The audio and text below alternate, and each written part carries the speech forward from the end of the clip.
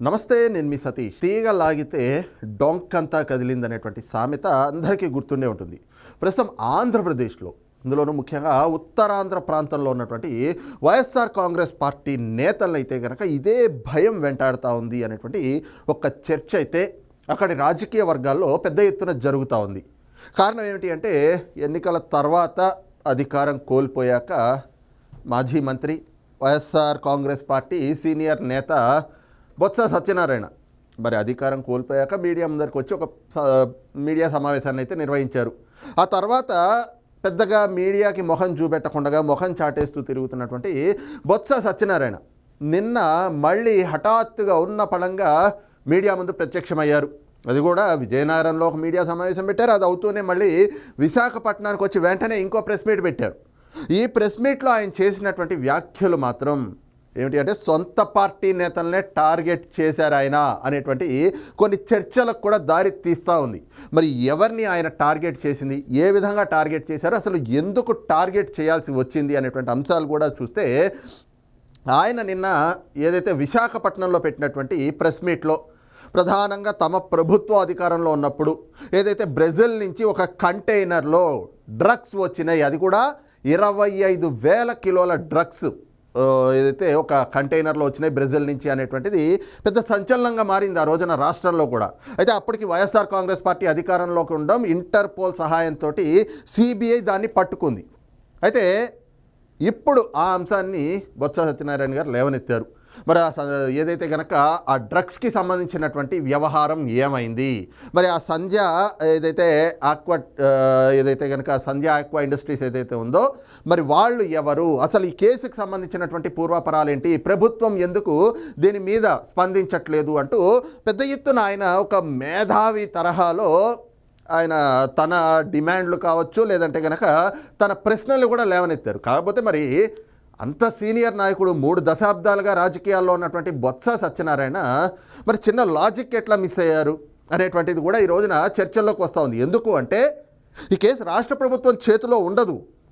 కారణం, దీన్ని పట్టుకున్నది సిబిఐ అధికారులు, అది కూడా ఇంటర్పోల్ సమాచారంతో, వాళ్ళ సహాయంతో సిబిఐ అధికారులు నేరుగా ఆ రోజున విశాఖపట్నం పోర్టుకు వచ్చి ఆ డ్రగ్స్ ఉన్నటువంటి కంటైనర్ని వాళ్ళు తనిఖీ చేసి దాన్ని సీజ్ చేశారు. మరి ఆ అంశాన్ని Botsa Satyanarayana, CBI interpole deal చేస్తున్నటువంటి వాళ్ళు విచారిస్తున్నటువంటి ఈ కేసులో రాష్ట్ర ప్రభుత్వం ఏ విధంగా ఇన్వాల్వ్ కాగలదు, దీంట్లో ఏ విధంగా విచారణకు ఆదేశాలు జారీ చేయగలదు, మరి ఈ చిన్న లాజిక్ని ఎక్కడ మిస్ అయ్యారో అర్థం కాలేదు. ఆయన నిన్న మాట్లాడుతూ, మరి మా ప్రభుత్వం ఉన్నప్పుడు మా ప్రభుత్వం మీద బురద జల్లారు, మరి ఈ రోజున కూటమి ప్రభుత్వం వచ్చింది కదా, కూటమి ప్రభుత్వం దీని మీద ఎందుకు విచారణ జరపట్లేదు అని చెప్పి మేధావిలాగా కొన్ని ప్రశ్నలు లేవనెత్తే ఈ రోజున ప్రజలు కూడా నవ్వుకుంటున్నారు.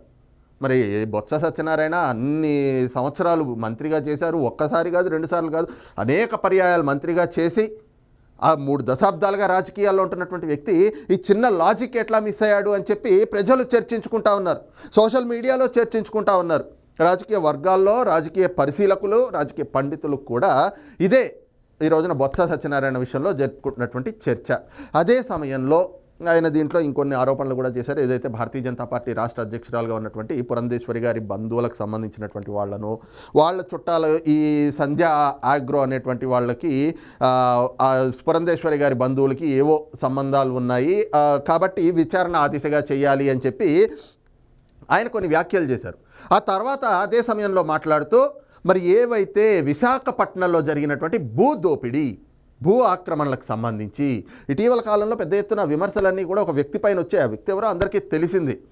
ముఖ్యంగా చూస్తే గతంలో కూడా పెద్ద ఎత్తున ఆరోపణలు వచ్చాయి. ఎందుకంటే దేవాదాయ శాఖ భూములు, చుక్కల భూములు, దస్పల్లా భూములు, అలాగే సాయిప్రియ రిసార్ట్స్, ఇలాగ పెద్ద ఎత్తున కథనాలు వచ్చి విశాఖపట్నం నుంచి మొదలుకుంటే ఉత్తరాంధ్రలో ప్రతి చోట కూడా పెద్ద ఎత్తున భూ దోపిడీ జరిగింది అనేటువంటి ఆరోపణలు ఉన్నటువంటి నేపథ్యంలో, మా ప్రభుత్వం ఉన్నప్పుడు మా ప్రభుత్వంలో ఉన్నటువంటి వ్యక్తులపైన ఆరోపణలు చేశారు కదా, ఇప్పుడు మరి కూటమి ప్రభుత్వం ఏర్పడింది కదా, మరి కూటమి ప్రభుత్వం దీనిపైన ఎందుకు విచారణ జరపట్లేదు, అలాగే గతంలో కూడా మాజీ సైనికాధికారులు లేదంటే మాజీ సైనికులు ఎవరైతే ఉంటారో వాళ్ళకి ఇచ్చినటువంటి భూములు కూడా అనేక మంది మా పార్టీలో ఉన్నటువంటి వాళ్ళే కబ్జాలు చేశారని చెప్పి, వాళ్ళని మోసం చేసి లాగేసుకున్నారని చెప్పి పెద్ద ఎత్తున ఆరోపణలు చేశారు కదా.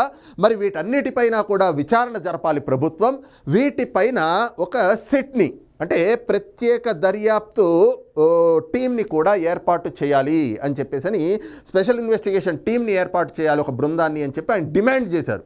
దీన్ని ఈ రోజున వైఎస్ఆర్ కాంగ్రెస్ పార్టీ నేతలు వణికిపోతా ఉన్నారు ఈ వ్యాఖ్యలతోటే. ఎందుకు అంటే ఇక్కడ బొత్స సత్యనారాయణ గారు సొంత పార్టీ నేతల్నే టార్గెట్ చేశారు అనేటువంటిది కూడా స్పష్టంగా వైసీపీ వర్గాల్లోనే జరుగుతున్నటువంటి చర్చ. మరి ఎవరిని టార్గెట్ చేశారు అంటే ముఖ్యంగా ప్రధానమైనటువంటి వ్యక్తులు ఇద్దరు. ఒకళ్ళు విజయసాయిరెడ్డి గారు, రెండోది ధర్మాన ప్రసాదరావు గారు. ఎందుకు అంటే విజయసాయిరెడ్డి గారితో బొత్స సత్యనారాయణకి మొదటి నుంచి కూడా పెద్ద ఎత్తున వివాదాలు ఉన్నాయి. వాళ్ళిద్దరికీ ఎక్కడా పొసిగేది కాదు. ఏదైతే వైఎస్ఆర్ కాంగ్రెస్ పార్టీ రీజనల్ కోఆర్డినేటర్గా ఉత్తరాంధ్రకి విజయసాయిరెడ్డి గారు ఉన్నప్పుడు, విజయసాయిరెడ్డి గారు ఉన్నటువంటి సమయంలో వాళ్ళిద్దరికీ మధ్యన కూడా పెద్ద ఎత్తున గొడవలు అవుతూ ఉండేవి, అంతర్గత పోరు ఉండేది, ఆధిపత్య పోరు కూడా ఉంటూ ఉండేది. కారణం ఏమిటి అంటే ఆ పార్టీలో జగన్మోహన్ రెడ్డి తర్వాత నెంబర్ 2గా విజయసాయిరెడ్డి ఉంటే, మరి ఉత్తరాంధ్ర రీజన్ మొత్తానికి కూడా ఒక పెద్ద నాయకుడిగా తనని తాను ప్రమోట్ చేసుకునేటువంటి వ్యక్తి బొత్స సత్యనారాయణ. అందులోనూ సీనియర్ మంత్రి, అప్పుడు కూడా వైఎస్ఆర్ కాంగ్రెస్ పార్టీలో మంత్రిగా ఉన్నారు. మంత్రిగా ఉన్నా కూడా తన ఆధిపత్యాన్ని ఎక్కడా కూడా కొనసాగనివ్వట్లేదు.